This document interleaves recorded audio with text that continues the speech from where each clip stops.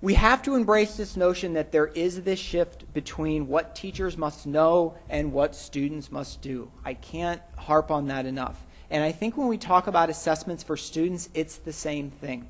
It's not just about what students know. This is part of the problem, I think, that we have with assessments, that assessments and tests are very good at measuring what students know. They're not so good at measuring what a student is able to do. And same thing within classroom and teacher preparation. One of the next breakout session, one of the sessions is going to be dealing with the blue ribbon panel, the NCATE blue ribbon panel, or as my faculty affectionately call it, the BURP. The BURP talks about how do you interweave field experiences within teacher preparation. So the idea is it's not what a teacher knows in the theory that they have in the classroom, and then we separate that and we put them out into classrooms, and then we hope it all transitions and bleeds over. When I was an English teacher, it never ceased to amaze me that I would have a student that could write in grammar and spelling and everything was perfect on an English paper, and then the history teacher would come down and show me a paper from one of my students and say, "What are you teaching them?" Because it was a mess and there was no paragraphs and it was like one long 4-page sentence. And I would ask the student and they go, "Well, that's history class. You don't have to write good in history class. The English, I can do it." We just expect that carryover ultimately to happen. Well, this shift from what teachers must know to what teachers must do is at the heart of the BURP. I apologize to NCATE for calling it the BURP, but it does stick.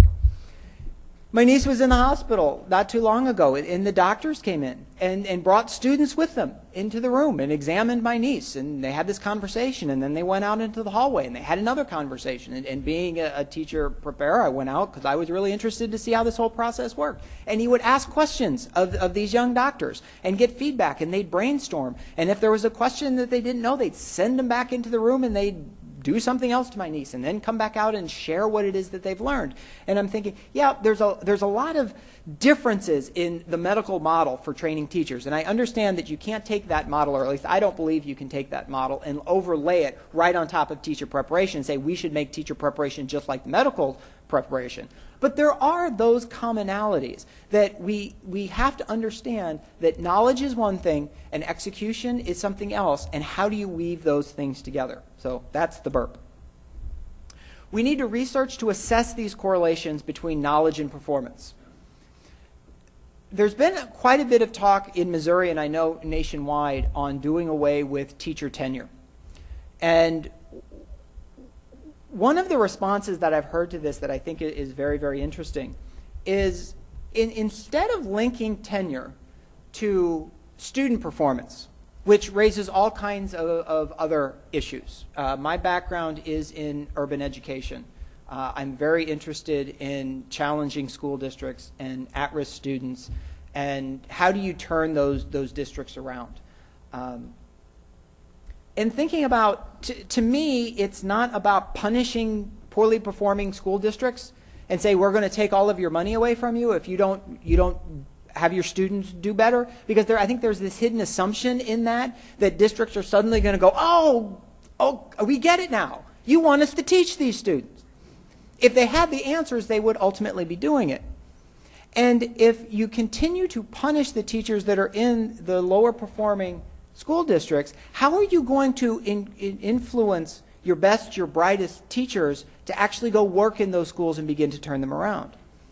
And one of the things here when we research these correlations, if we can find those correlations, and I think the Common Core in college readiness opens the door to this discussion, that if we can begin to more carefully understand what it is that teachers must know and how that correlates to the performance of what is happening in the classroom, and we have a lot of this data now, and you backtrack tenure and promotion based on that and not necessarily student test scores, then in other words, if you're doing all of the things that the data suggest is going to be effective in your classroom, then you're being as effective in your classroom as you're ultimately going to be able to be. And that's the standard that we begin to hold teachers to. So when we begin to think about accreditation, is that one of the avenues that we can take towards accreditation? And these are some of the conversations that are happening in the state of Missouri as we look at the Common Core and college readiness that aren't directly related to the Common Core, but I think they're positively impacting the way the whole schema of education can work. And for me, this is one of the great positives of what this movement is all about. And then we need to evaluate whether the current standards are even appropriate. And I think I've drilled that point to death. We need to educate teachers on all aspects of the Common Core, and this was brought up this morning, that we have some teachers, districts, states, that teacher preparation programs that are very well versed in what the Common Core is all about, and we have those that aren't. But my biggest fear is we have this gap in the middle.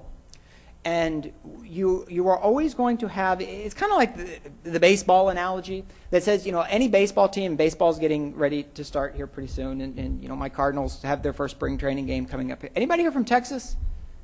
No? Good, because I'm a big Cardinals fan. But you know what they say with baseball, you're going to win 40 games. You're going to lose 40 games. But what do you do with the 82 games in the middle? That's the important thing, because that's where you build momentum and that's where championships are won. And we are going to have districts that aren't on board with the Common Core, and we're going to have those that take off. But what are we doing with those middle 82 games to build ultimately a sense of momentum? And that means that we have to invite the school districts into having these conversations and have districts around the table as we do the gap analysis, and also as we begin to talk about the process of accreditation. Because accreditation is saying basically when you're accredited that you're giving the districts what they need to be successful. Well, the districts have to be part of that conversation. So when we're talking to the districts, we need to talk about the process of implementation. How are the Common Core going to impact your particular school district? And this is the comments that I'm hearing coming back from districts all the time. What is the process for implementation? How is this going to work out? What are the curricular changes that are going to result? As a district, what am I going to have to do differently, curricularly, to address the Common Core? And then especially, what are the accountability measures that are going to be put in place? Because not just teacher preparation programs are held accountable, but districts ultimately are held accountable. To the point where we're really beginning to see a shift in the state of Missouri, but across the country as well, as I talk to teacher preparation institutions, of how difficult it is to place student teachers in districts in the spring. Because the spring is when all of the high stakes testings tend to happen. And districts are becoming more, and understandably so, they're becoming more and more reluctant to have teachers in the building that aren't well seasoned. And we all know that new teachers need time to develop. One of the initiatives in Missouri to begin to address this is a co-teach model. And I know this is becoming a national standard, in which what we do is we do not put student teachers into classrooms and we say, okay, you sink or swim. You are going to solo at this point. But what we do is we say, you co-teach with a mentor teacher in your classroom and you work together. And what they found is test scores and student performance goes up. Well, that makes a lot of sense. You have two qualified teachers in the classroom. One's maybe a little bit less qualified, but they're still both qualified teachers to be in the classroom. You got two of them in there.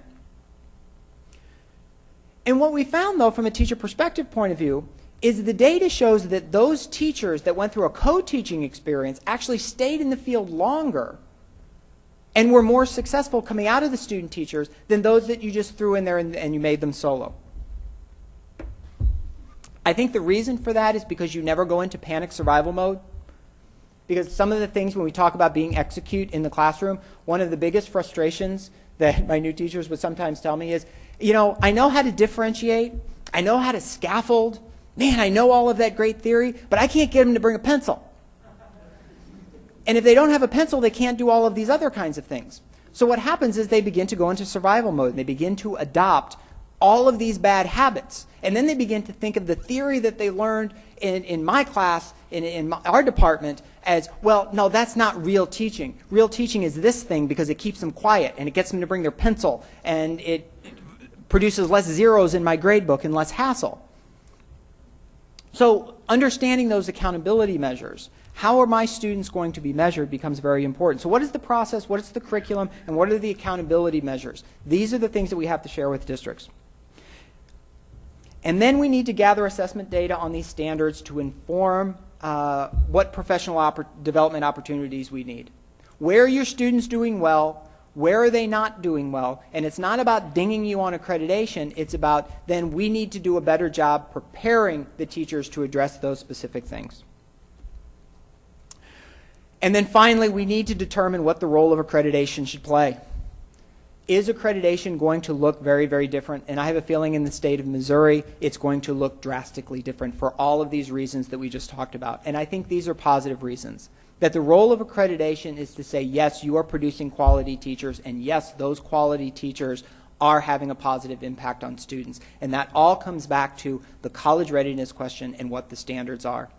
So in 2013, we have new English standards, we have new math standards coming online, we have NCAPE switching over to CAPE. We have this atmosphere of energy and change in the air, and I think we just need to push forward with it and keep going. I want to thank you all.